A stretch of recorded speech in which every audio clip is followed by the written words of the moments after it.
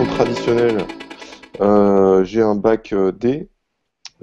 J'ai suivi les cursus à l'UFR STAPS, l'UREPS de Bordeaux, jusqu'en licence. J'ai passé mon CAPES à l'INSEP, donc je suis titulaire d'un CAPES. Euh, Pendant ce temps-là, j'ai passé mon brevet d'état premier degré en voile. Ensuite, après le CAPES, j'ai enseigné assez brièvement. Et j'ai continué mon cursus avec une maîtrise de STAPS, entraînement et performance motrice, à l'université de Bordeaux 2. Et c'est à ce moment-là que j'ai passé mon brevet d'état de deuxième degré à l'École nationale de voile. En ce moment, je fais une formation en programmation neurolinguistique. J'en suis au deuxième module, module de technicien. Bon, ça sera validé, mais c'est pas une formation. Je sais pas, vous connaissez un peu la programmation Oui, oui, oui, oui, neurolinguistique? oui, oui, Bon, oui. très bien.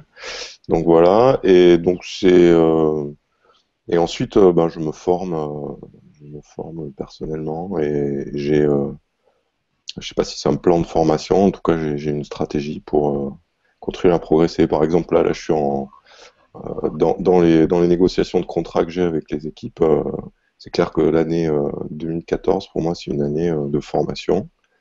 Donc, ça passe par des rencontres, bah, c'est des sollicitations spontanées euh, envers des coachs, des structures, des entraîneurs sportifs. J'ai passé 3 jours avec Onesta et l'équipe de France de handball, par exemple.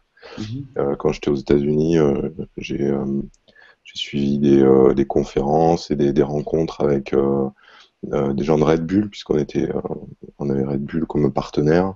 Voilà, dans le NASCAR aussi, motorsport. Bon, voilà, j'essaie de me former. Je suis curieux. Voilà.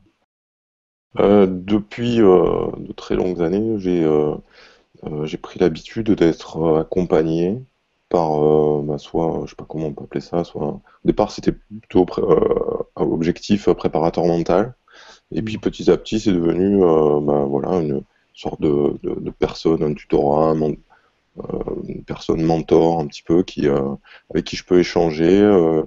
Donc Mhm. voilà, et cette personne bah, fait partie également de, de l'aiguillage que je peux avoir sur les différentes pratiques. Et puis on a l'habitude de s'échanger des listes de lecture en disant bah tiens regarde ça, ça peut t'intéresser. Voilà, j'essaie de créer un réseau. J'ai plusieurs personnes comme ça, des personnes qui m'aident dans ma vie personnelle, mais aussi dans ma vie sportive et professionnelle, et qui m'aident à apprendre et puis à aller vers de nouvelles voies. J'ai également découvert sur Internet, j'aime bien, comme j'étais loin aux États-Unis, et ça m'a permis de. Puis j'ai la chance, enfin, par mon boulot, de pratiquer un peu l'anglais, de découvrir toute une littérature anglo-saxonne, Mhm. et notamment des sites où des gens d'auto-formation, enfin, ça s'appelle Personal MBA. Ça, c'est déjà des gens qui disent bah voilà, aller à l'école, ça coûte cher, une MBA, ça coûte cher. Euh, Nous, ce qu'on va faire, c'est qu'on va essayer de recenser l'ensemble de la littérature euh, qui peut nous amener à ça. Donc moi, c'est pas une MBA, je suis pas dans le commerce, mais par contre, c'est cette démarche-là. C'est-à-dire, il y a dans les neurosciences, voilà, dans le coaching, dans la gestion de son cerveau, dans la gestion du stress, le management, la négociation. C'est des trucs auxquels je suis assez. Enfin, je suis curieux, je suis intéressé, et puis c'est des choses qu'on peut utiliser enfin, dans l'accompagnement de sportifs. C'est juste des listes de lecture, ensuite de la communication avec les gens. Non, non, c'est vraiment, enfin, en tout cas, peut-être que tu vas me donner d'autres pistes pour continuer à m'enrichir, mais c'est vraiment l'idée, c'est ça. J'ai envie de m'enrichir et du coup, bah, c'est des listes de lecture et puis après on confronte des expériences, on fait des résumés, on discute avec les gens. Voilà, c'est assez informel comme. J'ai fait une recherche sur Internet. Mhm. Préparateur mental, voilà. parce que enfin, j'ai eu plusieurs cycles avec des personnes, et puis bon, ces personnes sont déménagées, soit parties sur d'autres, où ça convenait plus, ou, voilà, et j'étais à un moment où bah, j'étais un peu dans le creux, puis je me disais, ah, mais tiens, j'ai envie de reprendre une, euh, une activité. Je fais une recherche sur Internet, préparation mentale. Je suis tombé sur un site, j'ai contacté la personne, on s'est rencontrés, et ça fait 11 ans qu'on travaille ensemble maintenant. Mhm. Et D'accord. donc, il y a l'aspect, il y a un aspect physique. On essaie de se rencontrer. Maintenant, il m'accompagne dans les interventions d'entreprise. Je fais pas mal d'interventions dans les entreprises. Euh, mais au départ, voilà, c'était assez virtuel dans la mesure où on habitait sur deux continents différents. Donc on faisait ça par Skype. Donc voilà, enfin, c'est une belle histoire. Il y a eu pas mal de rencontres, hein. De toute façon, Ouais. c'est des moments saillants, c'est souvent les rencontres euh, qui, voilà, ça résonne, et puis hop, tu pars dans une direction. J'aime bien l'idée en anglais, ils appellent ça connecting the dots. Tu fais plein Mhm. de choses, donc tu vois, tu as plein de trucs, tu sais pas trop qu'est-ce que ça t'éclate, tu vas dans une voie, ça t'éclate, et puis un jour, tu as une rencontre où voilà, et puis tu t'aperçois qu'en fait, tu connectes tous ces points, toutes ces expériences, et puis d'un coup, ça fait un peu sens, quoi. Et, Mhm. euh, et moi, dans ma pratique bah, du coaching, là, enfin, ce que j'ai pu réaliser cette année avec Oracle, il y a énormément de choses tout d'un coup, ont fait sens, sont mis en place, Mhm. et puis ça m'a donné plein d'idées, plein de billes pour pouvoir traiter et gérer des problèmes. Et voilà, donc des fois, les expériences, on les vit, hein, et puis plus tard, en fait, j'ai le sentiment qu'on peut en tirer profit, et plus tard, ben, euh, elles servent à nous construire. Mhm. Mais bon, ta question était assez vague. Et c'est vrai qu'il y a plein de moments où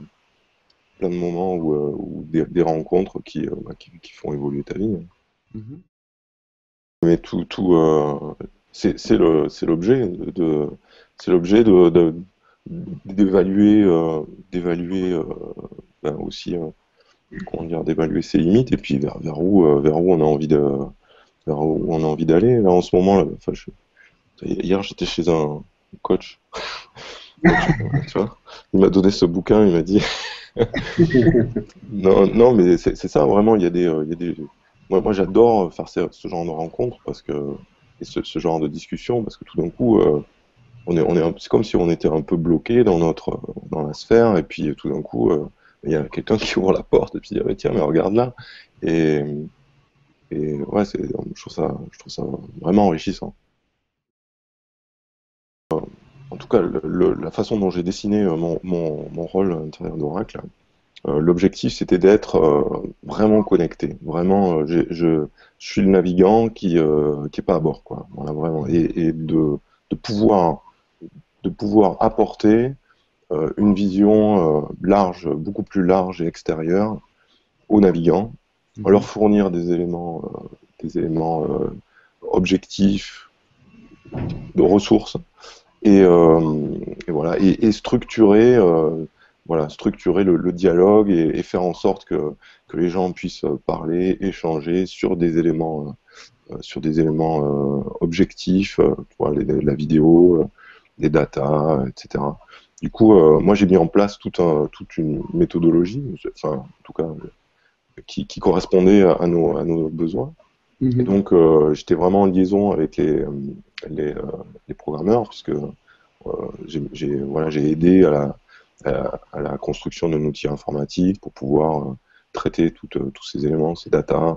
Donc, moi, ce qui m'a éclaté, c'était que justement, j'étais à l'interface des mondes de la technologie, des mondes de la performance technique, mais aussi humaine, dans tout ce qui se passe au-dessus des épaules, tu vois, la pression, les stratégies, mais aussi voilà, Et c'est vraiment ce qui m'a passionné. Bah, déjà, tu as une crédibilité. Oui. Donc ça, c'est déjà... parce que déjà, quand tu es francophone au pays des anglo-saxons, déjà, tu pars avec petit handicap. Tu vois, C'est pas vrai. donc, déjà, si tu arrives avec les mains dans les poches, c'est pas bon. Il faut que voilà, il faut avoir une crédibilité. Ça permet d'asseoir ma crédibilité. Puis on parlait d'information professionnelle, je continue, hein.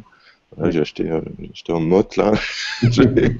Voilà, je pense que c'est essentiel d'être connecté avec l'environnement, être capable de comprendre et de ressentir. Voilà, j'ai beaucoup navigué sur ces bateaux pour pouvoir comprendre comment ça fonctionnait, imaginer, et sans me mettre dans la peau de celui qui va remplacer Mhm. le barreur, parce que je vais faire les choses mieux que lui. C'est pas ça l'idée. L'idée, c'est juste de ressentir les mêmes sensations, les mêmes émotions, regarder où il regarde. Et du coup, quand tu as la vision extérieure, bah, tu es capable d'enrichir, de comprendre, si on parle juste de là où il regarde, de comprendre là où il regarde, et puis justement de pouvoir ouvrir le champ et lui proposer des trucs que lui, il peut pas voir. Enfin, voilà.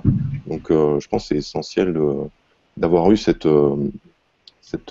enfin, en tout cas, dans mon histoire, on peut faire différemment, j'imagine, mais dans mon histoire, j'utilise mes compétences techniques pour être en contact, vraiment, Mhm. D'accord. mais il n'y a pas que de barreurs. Par exemple, j'ai passé de longs mois à faire numéro un des AC-45. Mhm. Voilà, du coup, la mécanique, j'ai une bonne connaissance de la mécanique. Et du coup, après, quand tu viens en ressources, tu parles le même langage, tu as une sorte de crédibilité. Alors, qu'est-ce que j'ai pu lui apporter? Bon, tu connais l'histoire, hein, je le connais depuis Jimmy, on se connaît depuis pas mal de temps. Il était On s'est petit, ren- voilà. ouais, on s'est rencontrés à Avec Sydney. toi. On faisait des petits matchs race le matin avant qu'il aille à l'école. On faisait des 6 à 8 et puis après il partait au lycée, quoi. Mhm. Euh, donc, je pense que déjà c'est une relation de confiance qui est, euh, qui est vachement forte. Mhm. Et du coup, c'est un milieu, le milieu de la haute compétition, c'est un milieu un petit peu dur, quoi.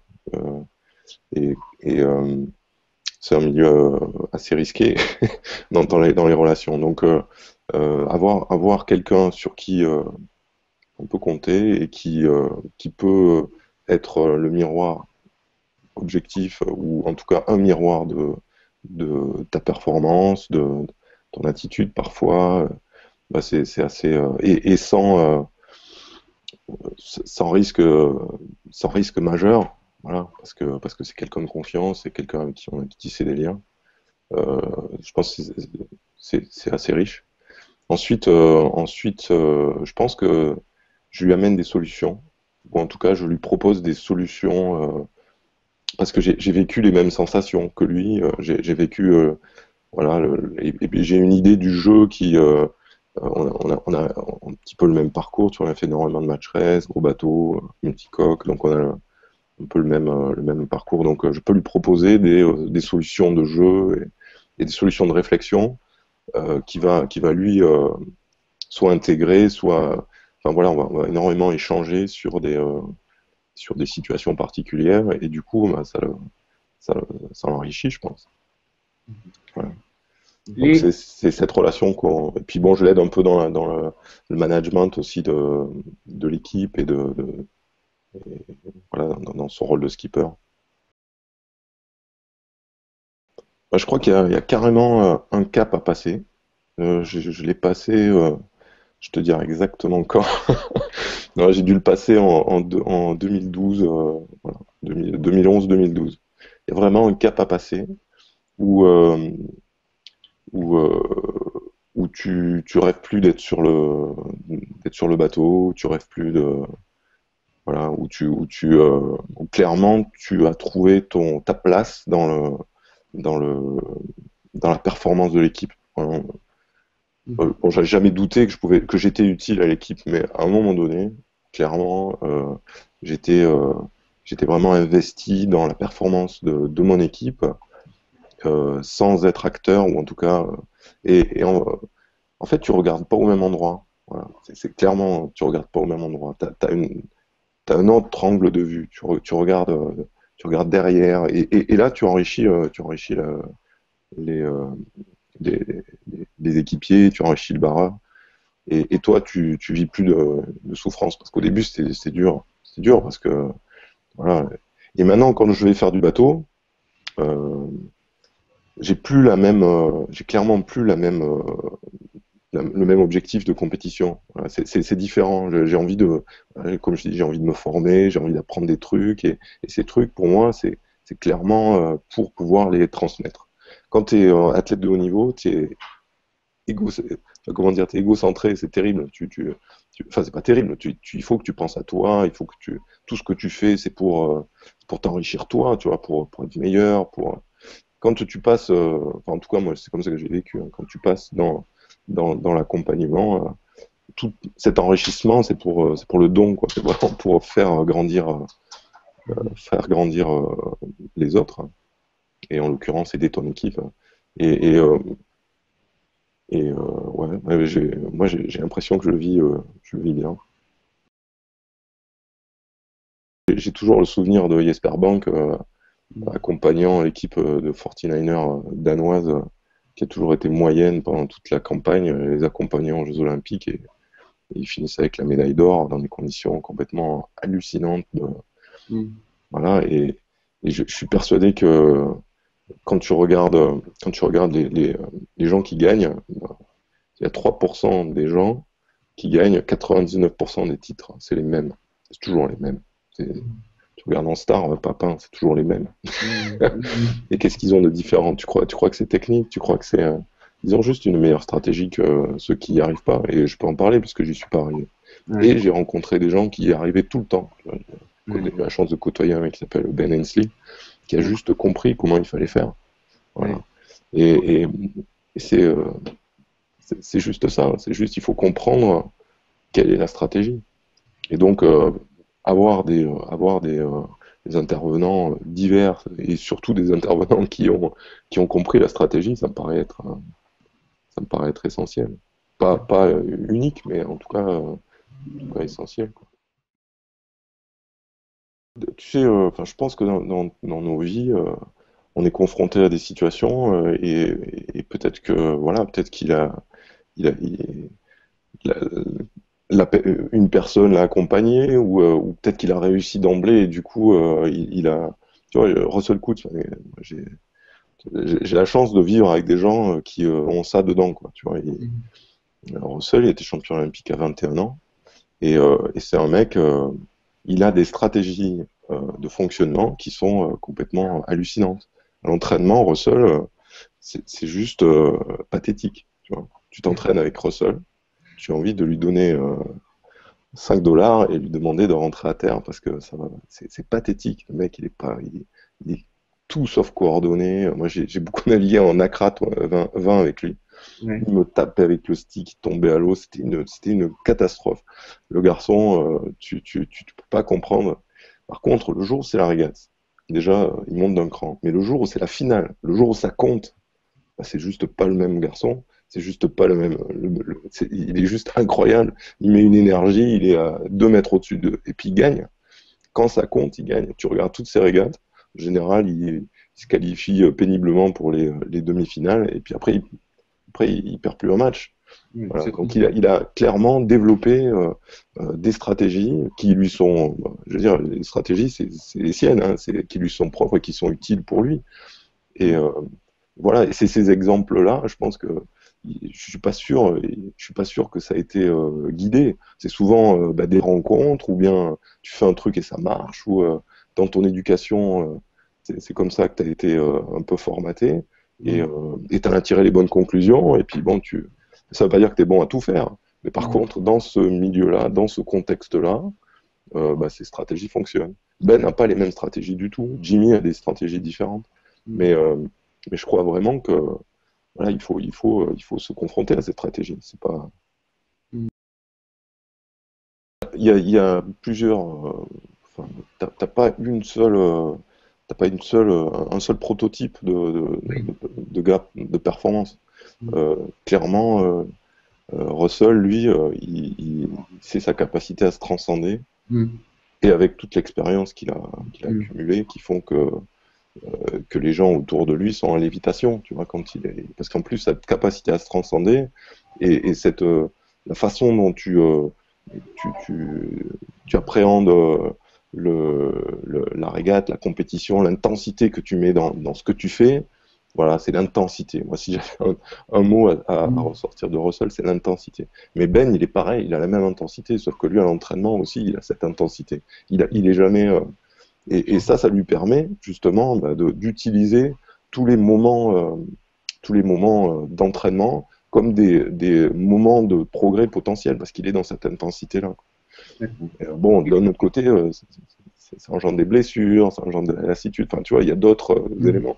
Mm. Mais, et puis, tu as d'autres mecs qui sont des rois de l'entraînement, et puis qui, le jour de la compétition, ils sont à 80% ou 70%. Et voilà. Et, et, Ouais. euh, et c'est dur. Ah ouais, non, mais Comme le tu jour de dis, la régate, moi j'ai fait du RC44 avec lui. Le, voilà, ça commence quand il touche le quai. Là, il commence à taper du pied, et là, faut que ça.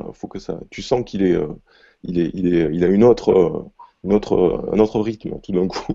Et alors là, il regarde partout. Tu vois, il est, bon, moi, c'est tendu, quoi. Hein, tu vois, c'est vraiment tendu. Il est, il est particulier comme garçon, il met la pression sur les gens, mais tu sens cette intensité, et à la seconde où la régate s'arrête, hein, ben, la régate elle s'arrête. Après c'est terminé, il faut lui reprendre la barre, sinon il cartonne le bateau, il le met sur le quai, enfin tu vois, il est passé à autre chose, quoi, vraiment. Russell, il est particulier. Non, en entraînement, il paraît plus lui cool, c'est il affreux. paraît... Non, c'est affreux, il a peur, il est, et puis c'est un mec qui est vraiment pas coordonné, tu vois, c'est rigolo à voir. Il est, Mhm. il a, il a jamais pu naviguer sur le gros bateau, quoi. En matière de motricité Ouais, fine, tu veux dire, motricité, c'est affreux, quoi. C'est un gars là, vous le mettez nulle part, ça, parce que je vais me faire tuer. Mais il le sait, lui. Il a fait une campagne de 18 pieds, c'est australien. Je crois qu'il a fini une régate sur Non, non, il est pas, voilà, il est pas coordonné. Il est hyper, pas souple, tu vois, physiquement. Bon, mais ce qui est fabuleux, et bon, nous, on a pas mal étudié, enfin, en tout cas, avec Jimmy, parce que bon, en plus, Jimmy il se faisait un petit complexe de Russell, et clairement, lui, le phénomène, c'est le jour où ça compte, Mhm. il est juste dedans, quoi. Il est juste habité. Mhm. Russell, particulièrement, lui,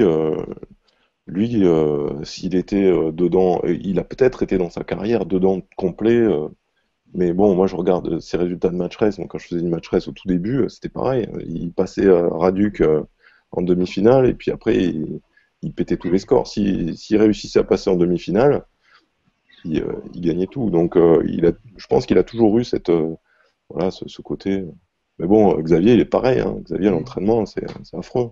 Moi, Ouais. j'ai passé beaucoup de temps avec Xavier, donc contre lui, tu vois. Donc, quand tu es un partenaire d'entraînement et que le mec il est à 10% et puis que le jour de la régate il te met minable, tu vois, en termes de partenariat d'entraînement, il y a un deal qui est un peu tendu, mais avec Xavier il a toujours été comme ça. Ouais. Ah, il a Il évolué. se dépêche quand ça compte, quoi. Hein? Il a évolué. Parce Ouais, que. peut-être, mais bon, Ouais, ouais. ce que je Oui, veux oui, dire, oui, non, mais exactement. Ouais. mais Ouais. il a évolué, mais je c'est pense peut-être que pour les ça qu'il gens n'est fonctionnent pas plus différemment. olympique. Ouais, peut-être. Ouais. Ouais. Les gens fonctionnent différemment. Et tu vois, par exemple, Ben, lui, il a cette intensité dès qu'il est à bord. Mm. Ben, il est habité, tout ce qu'il fait, tu vois, l'entraînement, des fois, il fallait que je les arrête avec Jimmy, quoi. On arrêtait Mm. tout, hein. Stop, arrête. Vous avez tout dans un coin de la baie, là. On change d'exercice, quoi. Parce que trop intense, trop. Ouais. c'est évident que de toute façon, les expériences de haut niveau euh, sont, enfin, c'est du pain béni, et puis tu vas te nourrir et puis tu t'aperçois que c'est les mêmes leviers. On a passé 2 heures à discuter, à comparer les méthodes, à comparer sur qu'est-ce qu'on regardait, voilà, qu'est-ce qui fait la performance. Enfin, moi, ma question, c'était ça. Pourquoi tu gagnes? Ouais. Pourquoi tu gagnes et qu'est-ce que tu mets en place pour continuer à gagner? Moi, c'est ça qui m'intéresse. Ouais. Et tu t'aperçois qu'en fait, bah, les leviers, c'est les mêmes. Il faut que le moteur, ce soit pas l'entraîneur qui soit le moteur. Il faut que le moteur, il vienne du mec qui a le ballon. C'est lui qui doit porter le projet. C'est lui qui doit avoir l'impression d'être le décideur, plus qu'avoir l'impression. Il doit être le décideur. Et autour de ça, tu dois avoir des gens qui permettent, qui donnent des ressources, voilà, qui accompagnent dans un sens, voilà, qui aident à alimenter ces ressources. Donc ce genre de discours-là, moi, ça fait sens parce que on vit, on vit les mêmes aventures. Et puis alors après, moi je l'ai pas mal interrogé sur bah, les temps forts, comment ils gèrent les temps forts, comment ils gèrent les temps faibles, tu vois, quand t'as une merde. Voilà, quand ça va pas, quand t'as perdu le match qu'il fallait pas, comment tu te relèves de ça. Mais inversement, quand ça va bien, comment tu fais en sorte que tu maintiens le rythme. Parce que quand ça va bien, quand ça va, enfin comment dire, c'est plus facile de prévenir la descente que de ramasser en bas et repartir. C'est beaucoup plus facile de prévenir les moments où tu vas décrocher, quoi. Et ces moments où tu vas décrocher, c'est quand ça va bien que tu peux les voir. J'adore ça. Moi, j'ai passé pas mal de temps avec les mecs de la NASCAR, là. Et Mhm. j'ai appris plein de trucs sur leur façon de gérer les feedbacks, voilà, la façon dont. Puis tu as des trucs que tu as l'habitude de faire dans ta discipline et que tu as l'impression que tout le monde fait. Tu vois, par exemple, quand je suis arrivé dans ma première expérience de coaching, bon, j'étais deuxième barreur avec Prada, je barrais un bateau. Tu Mhm. vois, tous les jours, on sortait. L'entraînement de la Coupe de l'Amérique, c'était 90% de speed test, 10% de régate. Mhm. Éventuellement, on faisait un départ pour rien, un départ, une régate. Voilà, c'était ça. L'entraînement, la préparation pour la Coupe de l'Amérique, essentiellement, c'était ça. Et moi, je suis arrivé là-dedans, j'ai dit, bon, on va pas faire comme ça, on va regarder les régates qu'on a fait, on va voir les moments, les points qu'on estime clés, tu vois. Donc, il y avait des phases de croisement qu'on savait pas bien gérer, il y avait des phases de départ qu'on savait pas bien gérer. Donc, j'ai essayé d'identifier 4, 5, 6 situations. J'ai dit, au lieu d'attendre 2 ans qu'on ait revu ces situations-là, qu'on se soit encore replanté et que éventuellement on ait des stratégies, eh ben, on va faire 10 croisements dial-up, quoi. 10 croisements comme ça, on va en faire 10. Donc, j'ai utilisé les mises en place qu'on faisait au handball, parce qu'au handball, moi je suis handballeur, on a toujours fait, voilà, on faisait pas des matchs et de la prépa physique, on faisait des situations d'attaque, on mettait des situations en place. Donc Mhm. voilà, donc au départ, les mecs ils m'ont regardé, c'était toujours poussé à la fin de l'entraînement, et au bout du compte, il n'y avait jamais de temps. Et un jour, on s'est mis à les faire. Et pendant 1 an et demi, tous les jours, j'avais ma demi-heure d'exercice, de mise en place. Mhm. Et si bien qu'à la fin, on faisait plus de régate complète, on faisait que Ouais, des situations. On avait identifié, voilà, bah, cette situation, on veut la travailler, voilà, on veut pousser le mec à droite, donc on se positionne comme dans Mhm. une position pour pousser le mec à droite, et puis ensuite on le pousse, on essaye différents trucs. Quand c'est fini, on recommence, voilà. Mhm. Et donc des choses que tu as l'impression que tout le monde fait, des fois, des fois les autres, soit ils ne l'ont pas perçu, soit ils n'ont pas senti le besoin. Et puis, là, les trucs de bagnole, leur gros truc, c'est le pit stop. Ouais. Les courses de voiture, c'est sympa, mais en fait, toute l'action, c'est quand ils s'arrêtent et qu'ils changent les pneus, qu'ils changent les trucs, les réglages et tout ça. Et donc, leur équipe de pit, c'est juste une équipe de football américain, tu vois, qui dans un temps super court, a des tâches à réaliser, sous la pression, dans le bruit. Les tâches, elles évoluent en fonction de ce que les ingénieurs leur demandent. Et c'est, je sais pas si moi je connaissais pas du tout, donc je me suis un peu renseigné avant, je suis baladé sur les sites internet, et c'est vachement intéressant. Et en fait, je suis allé les voir, les accompagner, je sais pas, c'est 3-4 jours avec eux, et leur préparation physique à ces mecs-là, c'est tous des anciens universitaires de football américain. Ils associent la prépa physique avec soit des quiz, des tests de mémoire, des tests de communication, des trucs, et s'ils n'y arrivent pas, ils recommencent. Enfin, voilà. Donc ils ont associé du cognitif avec du physique, parce que eux, c'est juste essentiel. Quand ils sont fatigués, quand ils sont sous le stress, et puis qu'il y a une information qui arrive, qu'il faut changer tel réglage, et que tu t'aperçois que ça n'a pas été fait parce qu'ils étaient fatigués ou qu'ils n'étaient pas. Voilà, pour eux, c'est un élément essentiel de leur préparation. Nous, quand tu regardes notre fonctionnement, on a les mêmes, on a ce type de nécessité, tu vois. Et globalement, nous, on a mis en place ça dans notre prépa physique. Voilà, des petits jeux cognitifs à l'intérieur des tests. Alors, les mecs, ils grindent comme des bourriques, et puis après, crack, tu leur demandes de faire des puzzles, ou tu leur demandes de retenir des mots, et de les redire à la fin de l'effort, ce genre de choses. Faire travailler le cerveau en plus. Donc voilà, c'est des détails, mais chaque fois que tu te confrontes à une autre discipline, ça t'enrichit, et puis tu as des idées que tu vas prendre ou pas. Mais je trouve ça assez... Sportif, c'est un peu fini, mais dans mon job là, en tout cas, je sais pas si... En tout cas, vers où, je peux te répondre, c'est vers où j'ai envie de chercher pour avoir une meilleure maîtrise. Aujourd'hui, c'est dans ce genre de truc.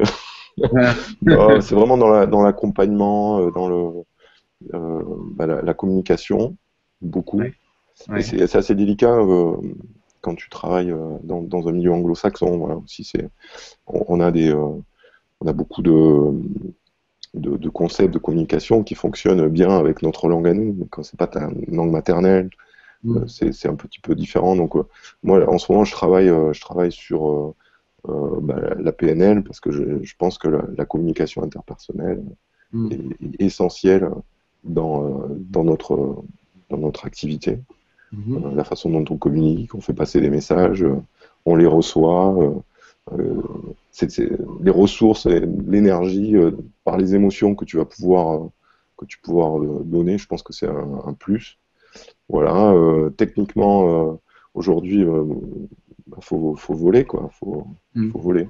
Donc, techniquement, moi, tout ce que je fais pour progresser, tu vois, je vais naviguer sur le Phantom la semaine prochaine. On a tout un plan pour pouvoir voler sur des petits bateaux, sur des bateaux moyens, sur des gros bateaux. Techniquement, c'est un truc qui est encore à défricher. Voilà.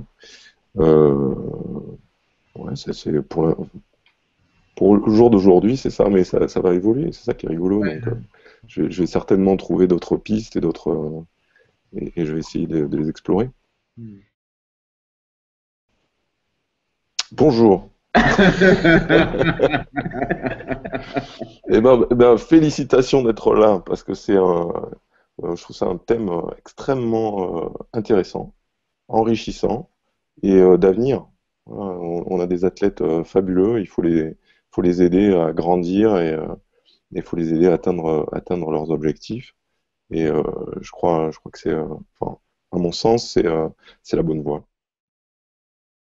Non, l'École nationale de voile, pour les anciens comme nous, ça reste quand même une référence dans le milieu nautique, mais surtout dans tout ce qui est ce que j'appelle au-dessus des épaules, c'est-à-dire recherche, dans le côté, on va au-delà de la simple pratique, que ce soit au niveau éducatif, que ce soit au niveau performance, un peu recherche. Donc voilà, je suis assez attaché à cette école-là. J'ai passé pas mal de temps dans cette école, et voilà, j'ai envie de continuer à la soutenir. D'accord. Écoute, on te remercie vivement d'avoir passé du temps avec nous, et puis justement de parrainer les rencontres 2014. donc de nous accompagner sur ces 2 journées-là. Merci Philippe. Et à bientôt. Welcome. Ok, merci beaucoup. Voilà. Ciao, ciao. À bientôt. À bientôt.